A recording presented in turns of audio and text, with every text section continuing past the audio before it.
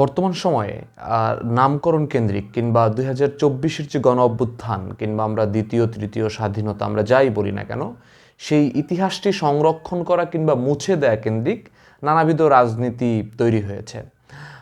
এ বিষয়ে আপনারা লক্ষ্য করবেন যে গণ অভ্যুত্থান চলাকালীন সময়ে শেখ হাসিনার বিরুদ্ধে নানা ধরনের স্লোগান, নানা ধরনের কথা এবং এই স্বৈরাচারের বিরুদ্ধে ২৪ নিয়ে যেই কথাগুলো ছিল সেইগুলো বিভিন্ন প্রতিষ্ঠান বিভিন্নভাবে সুন্দর সুন্দর গ্রাফিতি এবং বৈপ্লবিক কথা এবং ক্যালিগ্রাফি নানাভাবে বিভিন্ন মহল সেগুলোকে মুছে দিচ্ছে। এর মধ্যে আমি মনে করি যে দুটি অংশ রয়েছে। একটি অংশ এটি ইন্টেনশনালি এই শেখ হাসিনার যে নিপীড়ন এবং ২৪-এর যে হত্যাকাণ্ড, সেই হত্যাকাণ্ডকে মুছতে যাচ্ছে। আর আরেকটি অংশ যারা এটি না বুঝে করছেন, এবং এখানে অবশ্য তৃতীয় আরেকটি অংশ রয়েছে, সেটি হচ্ছে যারা নিজেদের ইডিওলজি আর একটা ছাপ রাখার চেষ্টা করছেন। যেমন যেই মানুষগুলো আরবি লেখা লিখছেন তারা মনে করছেন যে আরবি লেখা লিখতে পারলে হয়তো আমার ইসলামিক চেতনাটাকে আসলে আমি মানুষের মধ্যে ফুটিয়ে তুলতে পারলাম। যারা বামপন্থী স্লোগান লিখছেন এই সমস্ত বিষয়গুলো মুছে, তারা হয়তো মনে করছেন যে আমি বামপন্থী স্লোগান লিখতে পারলে হয়তো আমার চেতনাটাকে মানুষের মধ্যে পৌঁছে দিতে পারলাম। কিন্তু আলটিমেটলি ২৪ কেন্দ্রিক যে সকল স্লোগান কিংবা শেখ হাসিনা, আওয়ামী লীগ, স্বৈরাচার বিরোধী যেই সমস্ত কথাগুলো মোছা হচ্ছে, সেই কথাগুলো মোছার মধ্য দিয়ে আসলে মূলত এই আওয়ামী স্বৈরাচারের ইতিহাসটা মুছতেই আসলে সহযোগিতা করা হচ্ছে। তার বিপরীতে আপনি যত ভালো আর্টি করেন না কেন। এই রকম ইস্যুতে একটি নতুন প্রেক্ষাপট তৈরি হয়েছে জাহাঙ্গীরনগর বিশ্ববিদ্যালয়ে একটি হলের নামকরণ কেন্দ্রিক। জাহাঙ্গীরনগর বিশ্ববিদ্যালয়ে আপনারা জানেন যে শেখ হাসিনার নামে একটি হল ছিল, এবং সেই হল সবাই মোটামুটি বিশ্ববিদ্যালয়ের প্রাক্তন বর্তমান আর সব শ্রেণীর মানুষই এ বিষয়ে একমত যে শেখ হাসিনা যেহেতু ২০২৪-এর এবং বিগত ১৫ বছরের একজন স্বৈরাচার, এই জন্য তার নামে আর কোনো হল তারা রাখবেন না।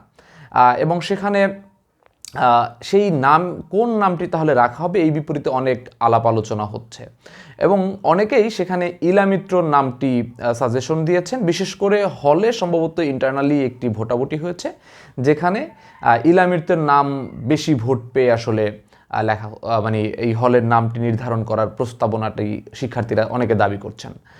প্রবলেম হচ্ছে এটি যখন হলের বাইরে থেকে পাবলিক মহলে আসে তখন অনেকেই মনে করছেন যে ইলামিত্রের নামের থেকে বর্তমান যে ২০২৪-এ যে সমস্ত নারী, যে সকল নারী শহীদরা রয়েছে তাদের নামটা অনেক বেশি গুরুত্বপূর্ণ, এবং এটা আমাদের ২০২৪-এর ইতিহাসটিকে বাঁচিয়ে রাখতে সহযোগিতা করবে।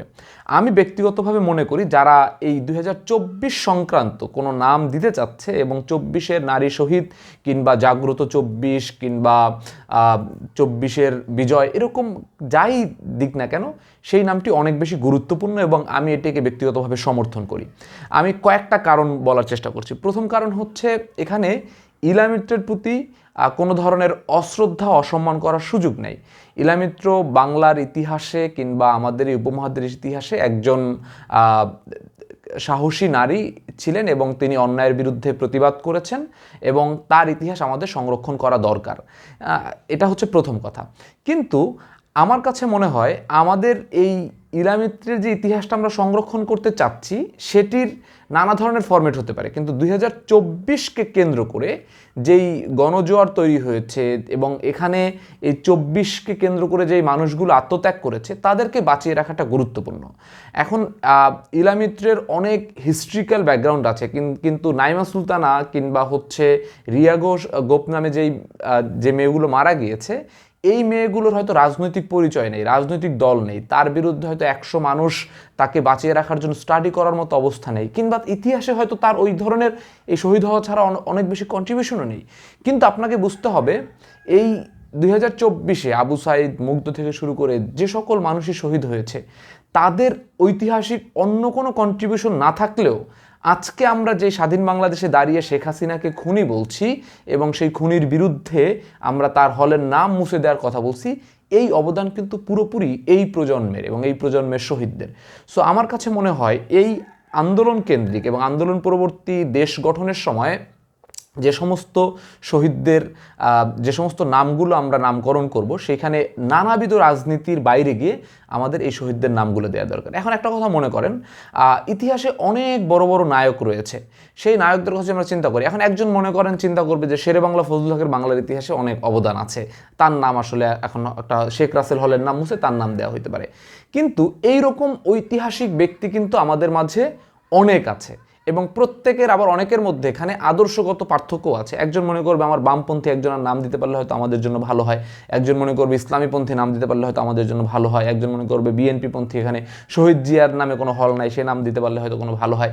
কিন্তু আমার কাছে মনে হয় 24-এর আন্দোলনটা ভেরি এক্সক্লুসিভ। এই আন্দোলনে সমস্ত দল মত নির্বিশেষে মানুষ এখানে এসে সামিল হয়েছিল এবং এই আন্দোলন পরবর্তী সংস্কারে আমাদের সবসময় কয়েকটা বিষয় মাথায় রাখা উচিত, যে এই 24 সালটা আওয়ামী স্বৈরাচারের যে ইতিহাসটা কিংবা হচ্ছে এইখানে যারা শহীদ হয়েছে, আমি তো মনে করি আমাদের শহীদ সংখ্যা যদি আমরা এখন পর্যন্ত 600-700-র মতো শহীদ সংখ্যা পেয়েছি, এই সংখ্যাটা যদি 1000ও হয়, বাংলাদেশে এরকম 1000 প্রতিষ্ঠান আছে যে 1000 প্রতিষ্ঠানে এই প্রত্যেকের নামে ইন্ডিভিজুয়ালি এক একটা প্রতিষ্ঠানের নামকরণ করা সম্ভব, আমাদের বিভিন্ন রাস্তার মোড়ের নামকরণ করা সম্ভব, আমাদের বিভিন্ন জায়গায় নামকরণ করা সম্ভব।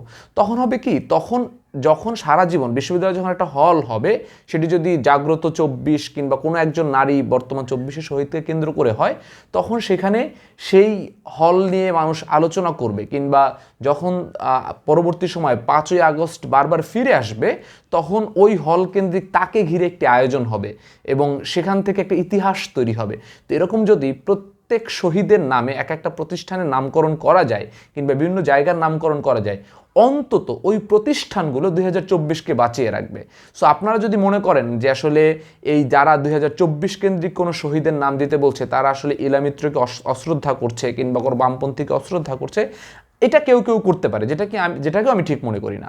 কিন্তু আমার কাছে মনে হয় এইখানে একটা ঐক্যমত থাকা দরকার এবং ঐক্যের একটা ভিত্তি থাকা দরকার, যে আমরা এমনভাবে ঢেলে সাজাবো যে আমাদের ইতিহাস থেকে যেন 2024 কোনোভাবেই মুছে না যায়, এবং যখনই এই 2024-এর জুলাই আগস্ট ফেরত আসবে তখনই যেন ওই প্রতিষ্ঠানটাকে কেন্দ্র করে একটা ইতিহাস চর্চা করা সম্ভব হয়।